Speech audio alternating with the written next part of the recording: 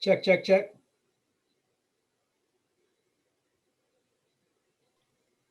Hi, John, I can hear you. Okay, can you hear me? Cool. Yeah, I had a little technical difficulty there. I tried starting the meeting from my Outlook and it told me the meeting was already running and I had to end the meeting in order to start the meeting. But it also told me that several people had already joined, so I thought if I ended the meeting, it would drop everyone else. And that probably wouldn't be a good thing. So we've got a few folks on here. Looks like people are climbing in. Brandy, how are you? Haven't seen you in a while. Doing good. Just making it through. Excuse me.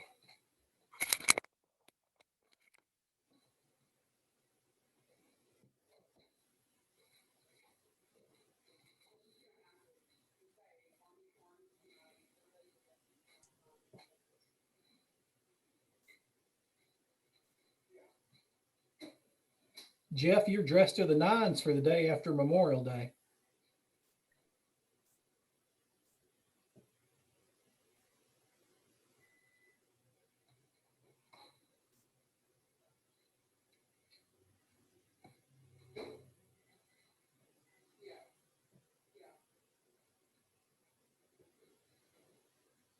All right, we'll give it another minute or two and get a few more folks in.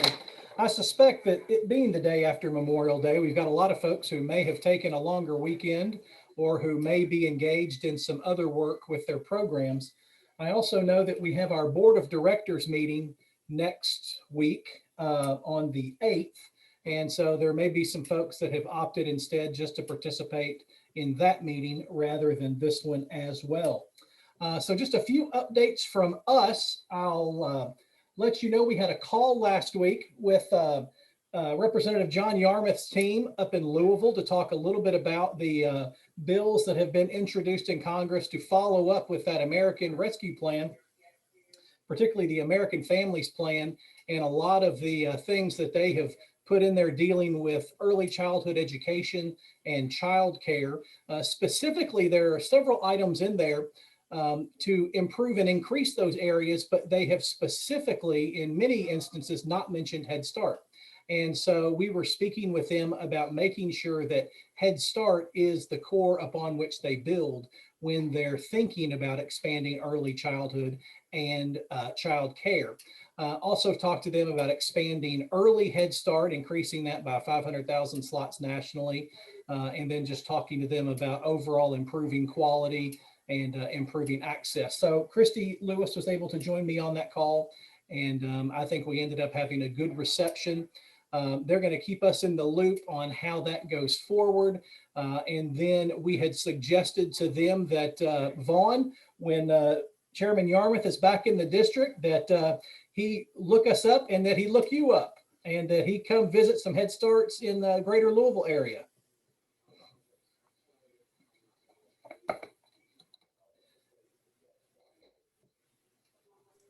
Hey, John, how are you doing today, sir? Good. That's absolutely wonderful for you to say. In fact, we were constructing a response to Congressman Yarmouth's office, kind of suggesting the very thing that you're saying, thanking him for his support of our program initially, and then also giving him an update of where we are as a Head Start program, especially as a startup program during the pandemic, and how we're very excited for where we are.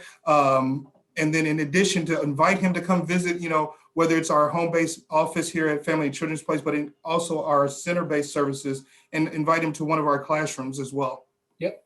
We had him to be our opening speaker at our in-person conference last year there in Louisville that we ultimately had to cancel.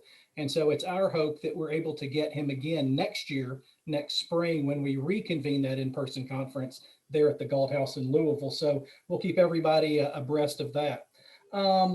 We're still looking for folks to populate our sections and committees. So I am going to send that email out again. Those of you that have not signed up for any of the sections or committees, ideas for section chairs, and then those of you that are directors signing up for committees.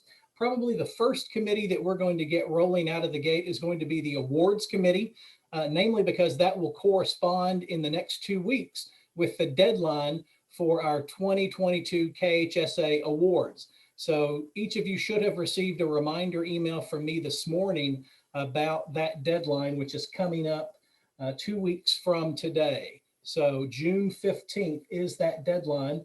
You should have all the information in that email, but all of that info is also on our website. So if you've got some worthy folks that need nominating, all of the application information and all the categories is available in that email and on the website. Let's talk elections very briefly. We have our elections that are going to be coming up middle and end of next week. This is going to work very similarly to how it did last year. And by that, it's going to be handled remotely. This year, it will be handled electronically. And so Cindy Graves, as our parliamentarian, has overseen that process, and we have received our nominations. Each of you as directors should have received a copy of the officer nominating slate outlining who the nominees are. And so we will conduct that election next week. The balloting will open in conjunction with our board of directors meeting on June 8th, and it will then close on Friday, June the 10th, or Thursday, June the 10th, I'm sorry. So we're gonna have it open for 2 days because I know there may be some folks that aren't participating during the board of directors meeting. They may be traveling, doing other things. So we wanna make sure that everyone has an opportunity. One thing that you'll note as a difference from prior years, and this is because of our bylaws changes earlier this year, is that previously each grantee received 3 ballots. And those ballots could be distributed, used however you as the grantee chose to cast them. That was changed in the bylaws earlier this year. And now the director, who is the member of the board of directors, gets 1 vote. So basically each grantee gets 1 vote for each of those offices. So 1 vote for president, 1 vote for vice president for engagement, and then if we had a candidate, 1 vote for past president. So those are the 3 offices that will be up for election next week. As I mentioned, our board of directors meeting is on June 8th. That is at noon Eastern time. I do not expect that meeting to last more than 90 minutes. We'll have our standard agenda that each of you should have received. I will be sending the other materials out to you either today or tomorrow. You'll receive a copy of the minutes from our meeting in February, as well as a copy of the financials from February through the end of, I want to say the end of April, or if I can get the information through the end of May. We have our executive committee meeting on June 7th, the day before. So those folks will be getting together and reviewing a variety of things. I'll also be providing you some updates on where we are with the strategic plan. We'll also talk a little bit about what some of our public policy priorities ought to be going into 2022, particularly with some of the things that maybe we want to focus on in Kentucky. What are some things that we would like to work on, perhaps in conjunction with GOEC, perhaps in conjunction with the legislature. Couple of other updates. Region 4, they have their leadership summit coming up June 15th to the 18th. They have a pre-conference at the end of next week, June 9th and 10th and the 11th. KHSA will have our 2nd virtual conference this year. That will be in mid-September. And we'll be talking a little bit next week about ideas for sessions that you may have. So be thinking about those. Received a lot of questions about full utilization and templates and MOUs for the 2021-2022 school year. So I sent those out to folks just as a helpful reminder. We've also posted those on the website. So if you need any help with those, let us know. Otherwise, I know they're on the GOEC site. They're on the Kentucky Department of Ed site. They're now on our site. So if you're having trouble finding them, let us know.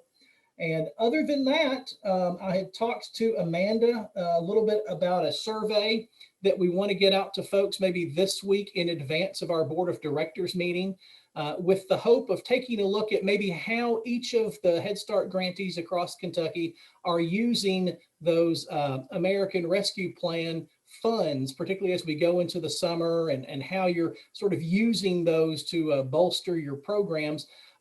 Because we know each grantee is different. Each grantee is sort of using the dollars a little bit differently, and it would be good for Kentucky to have a handle on sort of how that's going, but I'll leave that to Amanda to describe. So Amanda, what's happening at GOEC in the collab office? Oh my goodness, as always, so much. Thank you, John. I do think that one of the things that we're really working on in terms of the American Rescue Plan and all the dollars that are coming into early childhood right now is to really, as the office, try to get a grasp of how folks are planning on using the money. So not just Head Starts, but we're also talking with KDE and with the division on kind of how they're looking, and public health on how they're looking at utilizing some of those dollars. So once we get those questions together and get those out, I would really appreciate if you guys could just give us a brief idea of what you guys are looking at doing with some of those monies that are going to be coming in for your programs. So I really appreciate that. So a couple big updates I want to let everybody know about. I think everybody probably saw that we did release the registration link last week for the Early Childhood Institute, the first section of the Early Childhood Institute. As always, that went really quickly, and I did receive confirmation this morning that that has been fully registered, and so we have closed down registration for that. But what we did this year, because we couldn't do the big Early Childhood Institute like we always do, we've kind of broken it up over the course of the year so that we can still bring everybody together and talk about things that everybody wants to talk about. So we are planning one that's going to be focused more towards the community early childhood councils this fall, where we'll focus in on doing some strategic planning and some data literacy and that sort of stuff. And then we're going to do two in the spring. Still a little bit up in the air on how those two in the spring are going to look. They're going to be a little bit smaller, about 200 at one and I think 150 at the other one. And then we'll come back in next June with a bigger Early Childhood Institute. So we're kind of slowly starting to get the word out there that we're going to have these smaller conferences throughout the year leading up to a big one next year. And I know a lot of folks have had some questions about the early childhood standards. As you guys might know, we started working on a major revision of those back with the preschool development dollars.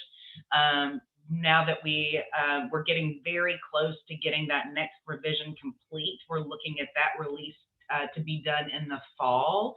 And then again, we'll be working with our partners to start rolling those out. We're calling it kind of a soft rollout and then doing a big push in the spring of next year as folks start thinking about their lessons plans for next year. So we'll definitely keep you guys up to date as I hear more about that standards rollout and how we might be able to partner on getting those into the programs across the state. So the other thing is I really appreciate everyone taking the time over the course of the last 6 weeks to sit down with me to talk a little bit about your program, to get to know each other a little bit better. You might recall that I did ask the question about doing some sort of like monthly meeting with everybody, not to add another meeting to everybody's already jam-packed schedules, but to kind of bring everybody together so that we can have some conversations. And I think most folks were pretty excited about that. We are looking at probably getting those scheduled out in the next little bit. For those of you that I talked to about it, we'll kind of start off, I think, with talking with grantees that are CAP agencies, and then having one with grantees that are districts, and then kind of iterate over time and kind of take a look at it in a few months down the road and say, this isn't really working for us. We'd really like to shift it. We'd really like to think about this differently, or this doesn't even make any sense anymore. So we're really looking forward to getting those set up and seeing where that might possibly go over time. So I think that's it for me. We've got a bunch of stuff going on for our little teeny tiny office. So turn it back over to you, John. Great, thank you. Appreciate it. Let me check in with Cindy and see if there's anything she would like to add. Cindy, we've got the election coming up next week, but I think we're in a pretty good place with that. Anything to add to that or anything else? No, I think that sounds good. We're excited about moving forward with the new officer structure and getting all that in place so that we can be implementing the strategic plan. So please watch for those emails so that you can cast your ballots. Yep, absolutely. Okay, let me check in with anybody else and see if there's anything that folks would like to share. Now, we will have, as Amanda alluded to, we will have that survey out this week. I would encourage everyone, we'll try to make it as brief as possible. But what we would like to do during the board of directors meeting last week is sort of go through that and have that conversation about how your programs are using those funds. So if you could sort of be prepared to talk about that a little bit next week, and well, I'll provide some details about that when we send out the survey. Okay, otherwise, please be on the lookout for some information from me about next week's meeting. And other than that, if nobody has anything else, then we will go ahead and adjourn, and we will connect next week with our executive committee and board of directors meetings. Appreciate everybody's time. Have a great week. Thanks, everybody.